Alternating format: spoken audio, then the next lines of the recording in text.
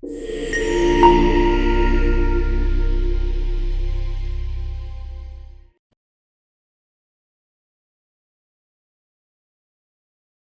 കഥകൾക്കായി ഈ channel subscribe ചെയ്യാൻ മറക്കാതിരിക്കുക. നിങ്ങളുടെ പ്രോത്സാഹനം ഞങ്ങൾക്കേറെ വിലപ്പെട്ടതാണ്. ഭോജരാജാവ് ആവശ്യപ്പെട്ട പ്രകാരം ലളിത വിക്രമാദിത്യ ചക്രവർത്തിയുടെ കഥകൾ പറഞ്ഞു തുടങ്ങി.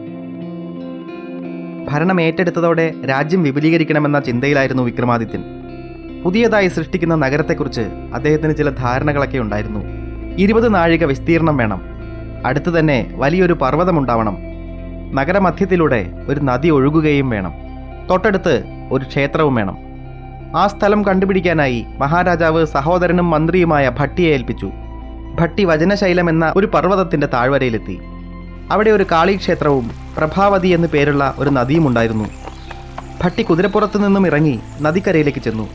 മഹാരാജാവ് നഗരം പണിയാൻ മനസ്സിൽ കണ്ട സ്ഥലം ഇത് തന്നെയെന്ന് ഭട്ടിക്ക് മനസ്സിലായി. ഭട്ടി നദിയിലിറങ്ങി കുളിച്ചു. ശുദ്ധമായി ക്ഷേത്രത്തിനുള്ളിലേക്ക് കടന്നു. അവിടെ ഒരു ശിലാഫലകമുണ്ടായിരുന്നു. ആ ഫലകത്തിൽ ഇങ്ങനെ എഴുതിയിരുന്നു: ഈ നദിയുടെ കരയിലുള്ള വൃക്ഷത്തിൽ 7 ഉറികൾ തൂക്കിയിട്ടുണ്ട്. നദീമധ്യത്തിലായി ഒരു ശൂലവും കാണാം. ഒറ്റവെട്ടിന് 7 ഉറികളും മുറിച്ച് അതിനുശേഷം ശൂലാഗ്രത്തിൽ തലകീഴായി വന്നു വീഴണം. അത് കണ്ട് സംപ്രീതയാവുന്ന കാളീദേവി ഉടൻ പ്രത്യക്ഷയാവും. സർവാഭീഷ്ടങ്ങളും സാധിച്ചു തരും. മാത്രമല്ല, അങ്ങനെ ചെയ്യുന്നയാൾ 56 രാജ്യങ്ങളുടെ അധിപതിയായിത്തീരും. ഭട്ടി ഉറികൾ തൂക്കിയിട്ടിരിക്കുന്ന വൃക്ഷവും നദീമധ്യത്തിലെ ശൂലവും കണ്ടു. ശിലാഫലകത്തിൽ എഴുതിയതുപോലെ ചെയ്യാൻ വിക്രമാദിത്യ മഹാരാജാവിന് മാത്രമേ കഴിയൂ എന്ന് അദ്ദേഹത്തിന് ബോധ്യമായി. ഭട്ടി നാട്ടിൽ തിരിച്ചെത്തി വിവരമെല്ലാം ജ്യേഷ്ഠനോട് പറഞ്ഞു. ഒട്ടും വൈകിയില്ല. ആ സ്ഥലത്തേക്ക് ഭട്ടിയോടൊപ്പം വിക്രമാദിത്യനും യാത്രയായി. അവിടെ എത്തിയ രാജാവ് ആദ്യം മരത്തിനടുത്തേക്ക് പോയി മനസ്സുകൊണ്ട് കൃത്യമായി അടയാളപ്പെടുത്തി. പിന്നെ അദ്ദേഹം നദീമധ്യത്തിലെ ശൂലവും കണ്ടു. വിക്രമാദിത്യൻ ഭട്ടിയെ നോക്കി ആത്മവിശ്വാസത്തോടെ ചിരിച്ചു. ആ ഉറികൾ വൃത്താകൃതിയിലാണ് മരത്തിൽ കെട്ടിയിരിക്കുന്നത്. ഭട്ടിക്കൊരു ബുദ്ധി തോന്നി. ഏട്ടനെ നോക്കി അദ്ദേഹം പറഞ്ഞു: ജ്യേഷ്ഠ, ആദ്യം ഒരു ഉറിയിൽ തൂങ്ങണം. പിന്നെ മറ്റൊന്നിൽ ഇടതുകാൽ കൊണ്ട് ചവിട്ടിപ്പിടിച്ച് വലതുകാൽ കൊണ്ട് വട്ടം ചുറ്റണം. അപ്പോൾ 7 ഉറികളും ഒറ്റക്കെട്ടായി ചേരും. ഉടനെ വാളുകൊണ്ട് ആഞ്ഞു വെട്ടിയാൽ 7 മുറിയും. അപ്പോൾ തന്നെ തലകീഴായി ശൂലത്തിലേക്ക് പതിക്കുകയും വേണം. ചിന്തിച്ചപ്പോൾ ഭട്ടി പറഞ്ഞത് ശരിയാണെന്ന് വിക്രമാദിത്യന് മനസ്സിലായി. കണക്കുകളൊക്കെ കൃത്യമായിരുന്നു. പക്ഷേ ശൂലത്തിൽ പതിച്ചാൽ എന്ത് സംഭവിക്കുമെന്ന കാര്യത്തിൽ വിക്രമാദിത്യനോ ഭട്ടിക്കോ യാതൊരു ഉറപ്പുമുണ്ടായിരുന്നില്ല. എന്നാലും അതിനെപ്പറ്റി മഹാരാജാവ് അധികമൊന്നും ആലോചിച്ചില്ല. കുളി കഴിഞ്ഞ് ഈറനായി വന്ന് വിക്രമാദിത്യൻ മനസ്സിരുത്തി ദേവിയെ പ്രാർത്ഥിച്ചു. മരത്തിനടുത്തെത്തിയപ്പോൾ ഒരിക്കൽ കൂടി കൈകൂപ്പി. മഹാമായേ, രക്ഷിക്കണേ, അദ്ദേഹം പറഞ്ഞു. അപ്പോൾ കണ്ണുകളടച്ച് ഭട്ടിയും പ്രാർത്ഥിക്കുന്നുണ്ടായിരുന്നു. ഒരു ഞൊടിയിടയ്ക്കുള്ളിൽ വിക്രമാദിത്യൻ മരത്തിൽ കയറി. ആദ്യം കണ്ട ഉറിയിൽ തന്നെ താങ്ങി പിടിച്ചു. പിന്നെ ഭട്ടി പറഞ്ഞതുപോലെ മറ്റൊരു ഉറിയിൽ ഇടതുകാൽ കൊണ്ട് ചവിട്ടി വലതുകാൽ കൊണ്ട് വട്ടം ചുറ്റി. അപ്പോൾ 7 ഉറികളും ഒരുപോലെ വന്നു. വാളുകൊണ്ട് ഉറികൾ തൽക്ഷണം വെട്ടിമുറിച്ച ശേഷം തല കീഴായി നേരെ ശൂലത്തിലേക്ക്. തല ശൂലത്തിൽ പതിക്കുന്നതിന് മുൻപ് തന്നെ ദേവി വിക്രമാദിത്യനെ കൈകളിൽ കോരിയെടുത്തുകൊണ്ട് പറഞ്ഞു: മകനെ, നിന്റെ അചഞ്ചലമായ ഭക്തിയും ധൈര്യവും എനിക്കിഷ്ടമായി. തലകീഴായി ശൂലത്തിൽ പതിച്ചാൽ അപകടമുണ്ടാകുമെന്നറിഞ്ഞിട്ടുകൂടി നീ ആ പരീക്ഷണത്തിന് തയ്യാറായത് എന്നിലുള്ള വിശ്വാസം കൊണ്ടല്ലേ? ഞാൻ നിന്നിൽ പ്രസാദിച്ചിരിക്കുന്നു. വിക്രമാദിത്യനും ഭട്ടിയും ഒരുമിച്ച് ദേവിയെ പ്രണമിച്ചു. ദേവി അവരെ അനുഗ്രഹിച്ചു. മാത്രമല്ല, അവർക്ക് അമൂല്യമായ നിധികൾ സൂക്ഷിച്ചു വച്ചിട്ടുള്ള ഒരു സങ്കേതം കാണിച്ചു കൊടുക്കുകയും ചെയ്തു. ആ നിധി ഉപയോഗിച്ച് വിക്രമാദിത്യൻ അവിടെ മനോഹരമായൊരു നഗരം പണിതു. പിന്നെ മനോഹരമായ കൊത്തുപണികളുള്ള ഒരു രാജധാനി, സുന്ദരമായ ഒരു രാജവീഥി, എങ്ങും മനമയക്കുന്ന പൂന്തോട്ടങ്ങൾ, പിന്നെ രമ്യഹർമ്മ്യങ്ങൾ, കൃഷിസ്ഥലങ്ങൾ എന്നുവേണ്ട പ്രജകൾക്കാവശ്യമുള്ള എല്ലാ സുഖ സൗകര്യങ്ങളും ആ നഗരത്തിലുണ്ടായിരുന്നു. നാഗപുരത്തെ രാജകാര്യങ്ങൾ നോക്കിയിരുന്ന മന്ത്രിയെ അവിടുത്തെ രാജാവാക്കി. ആ മഹാനഗരത്തിന് ഉജ്ജയിനി എന്നായിരുന്നു പേര്. അവിടെ വിക്രമാദിത്യൻ താമസമാക്കി. ആ ഇടയ്ക്കാണ് ഇന്ദ്രസദസ്സിൽ ഒരു മത്സരമുണ്ടായത്. നൃത്തത്തിൽ ആരാണ് മുൻപിൽ, ഉർവശിയോ രംഭയോ? ഇന്ദ്രന് പ്രശ്നം പരിഹരിക്കാനായില്ല. ഇന്ദ്രൻ നാരദ മഹർഷിയോട് അഭിപ്രായം ചോദിച്ചു. നൃത്തകലയിൽ പ്രാവീണ്യമുള്ള വിക്രമാദിത്യനെ ഉർവശിയുടെയും രംഭയുടെയും പ്രാവീണ്യം മനസ്സിലാക്കാനാവൂ എന്ന് നാരദൻ പറഞ്ഞു. ആ അഭിപ്രായം ഇന്ദ്രനും സമ്മതമായി. വിക്രമാദിത്യനെ ദേവലോകത്തേക്ക് കൊണ്ടുവരാൻ ഇന്ദ്രൻ തൻ്റെ തേരാളിയായ മാതലിയെയാണ് അയച്ചത്. ഒരു മനുഷ്യനെ തേരിൽ കയറ്റാൻ മാതലിക്കൊട്ടും സമ്മതമായിരുന്നില്ല. ഇന്ദ്രൻ പറഞ്ഞതുകൊണ്ട് മാത്രം മാതലി മനസ്സില്ലാ മനസ്സോടെ ഉജ്ജയിനിയിലേക്ക് പോയി. വിവരമറിഞ്ഞപ്പോൾ ഇടപെടാമെന്ന് വിക്രമാദിത്യൻ സമ്മതിച്ചു. അദ്ദേഹം തേരിലേക്ക് കയറാൻ വേണ്ടി ഒരു കാൽ വച്ചതേയുള്ളൂ. അപ്പോഴേക്കും മാതലി തേര് മുന്നോട്ടെടുത്തു. വിക്രമാദിത്യൻ തേരിൽ നിന്ന് വീണാൽ മരിച്ചു പോകുമെന്നും ആ വിവരം ഇന്ദ്രനോട് പറഞ്ഞാൽ മതിയല്ലോ എന്നാണ് മാതലി വിചാരിച്ചത്. പക്ഷേ വിക്രമാദിത്യൻ മനസംയമനം നഷ്ടപ്പെടാതെ കാലിൻ്റെ പെരുവിരൽ തേരിൽ അമർത്തി വലത് കൈകൊണ്ട് തേരിൽ ബലമായി പിടിച്ചു. ശക്തമായ കാറ്റ് ആ പെരുവിരൽ ഇളക്കാനൊരു ശ്രമം നടത്തി നോക്കി. പക്ഷേ കഴിഞ്ഞില്ല. തേരിലെ പിടുത്തവും വിട്ടില്ല. ഇമകൾ പോലും അനക്കാതെ മാതലിയെ നോക്കിക്കൊണ്ട് വിക്രമാദിത്യൻ ചോദിച്ചു, എന്നെ നിങ്ങൾക്ക് ഏത് രൂപത്തിലാണ് ദേവലോകത്തെത്തിക്കേണ്ടത്?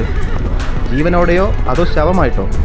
2,30,000 യോജന വേഗത്തിലാണ് അപ്പോൾ തേര് ഓടിക്കൊണ്ടിരുന്നത്.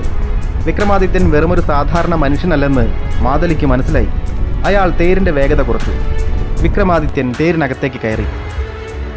നമ്മൾ തമ്മിൽ പ്രത്യേകിച്ചൊരു വൈരാഗ്യവുമില്ലല്ലോ, പിന്നെന്തിനാണ് നിങ്ങൾ എന്നെ കൊല്ലാൻ നോക്കിയത്? മാതലി പറഞ്ഞു.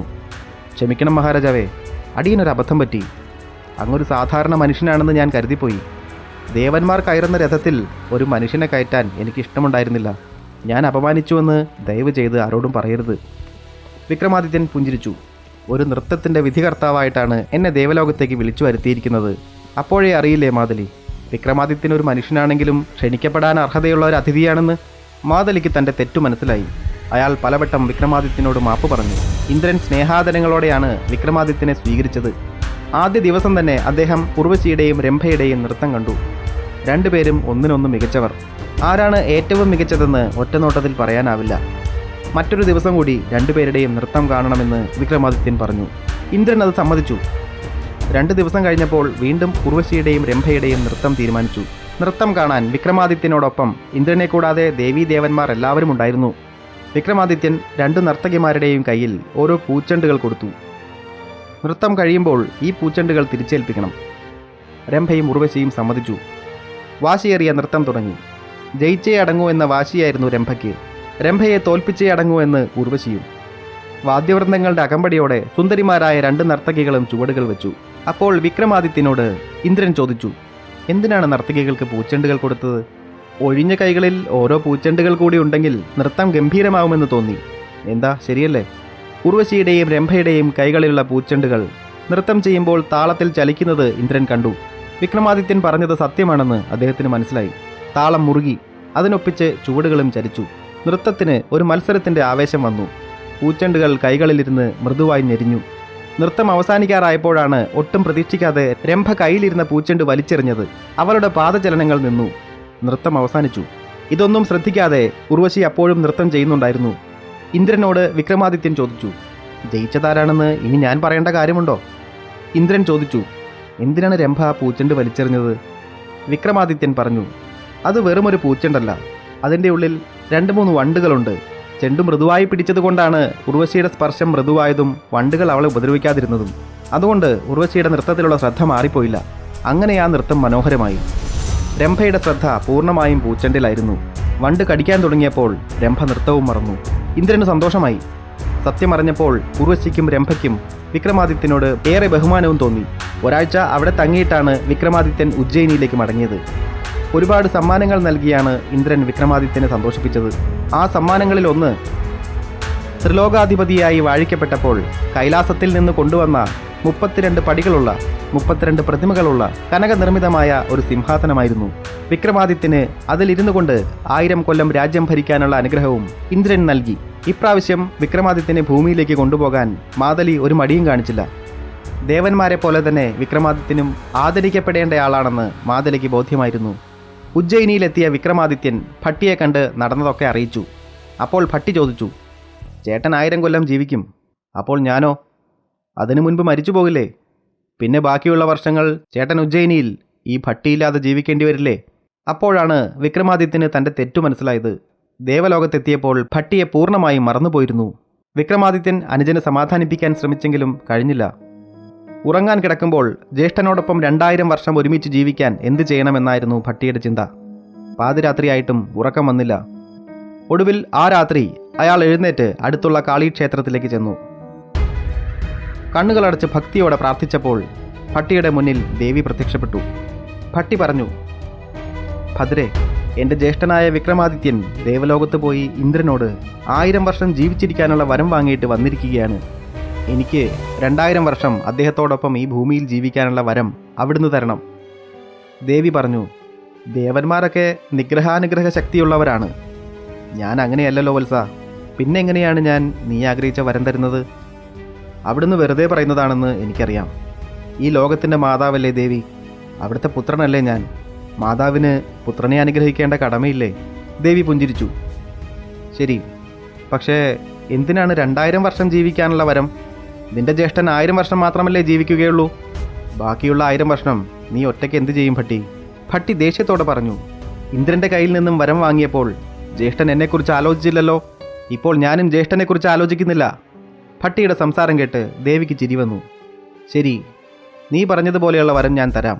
അതിനു മുൻപ് ഒരു കാര്യം നീ ചെയ്യേണ്ടതുണ്ട്. ദേവി വരം തരുമെങ്കിൽ ഞാൻ എന്ത് വേണമെങ്കിലും ചെയ്യാം. ഓഹോ, അങ്ങനെയാണോ?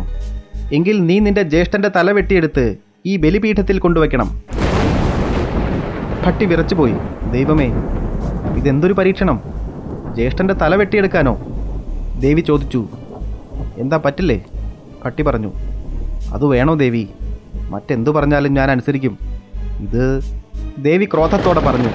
എന്ത് വേണമെങ്കിലും തരാമെന്ന് പറഞ്ഞതല്ലേ നീ? എന്നിട്ടിപ്പോൾ വാക്കുമാറുന്നോ? വരം വേണമെങ്കിൽ വിക്രമാദിത്യൻ്റെ തല കൊണ്ടുവാ. വല്ലാത്ത സങ്കടത്തോടെയാണ് ഭട്ടി കൊട്ടാരത്തിലേക്ക് പോയത്. വിക്രമാദിത്യൻ ഉറങ്ങുകയായിരുന്നു. അദ്ദേഹത്തെ വിളിച്ചുണർത്തി വിവരം പറഞ്ഞു. അത് കേട്ടപ്പോൾ വിക്രമാദിത്യൻ ചിരിച്ചതേയുള്ളൂ. നിന്റെ ആഗ്രഹമല്ലേ, അതും ദേവി പറഞ്ഞിട്ട്. വെട്ടിയെടുത്തോ. ഭട്ടി വിക്രമാദിത്യൻ്റെ തല വെട്ടിയെടുത്ത് കാളീക്ഷേത്രത്തിലേക്ക് പോയി. അത് അവിടെയുള്ള ബലിക്കല്ലിൽ വച്ചു.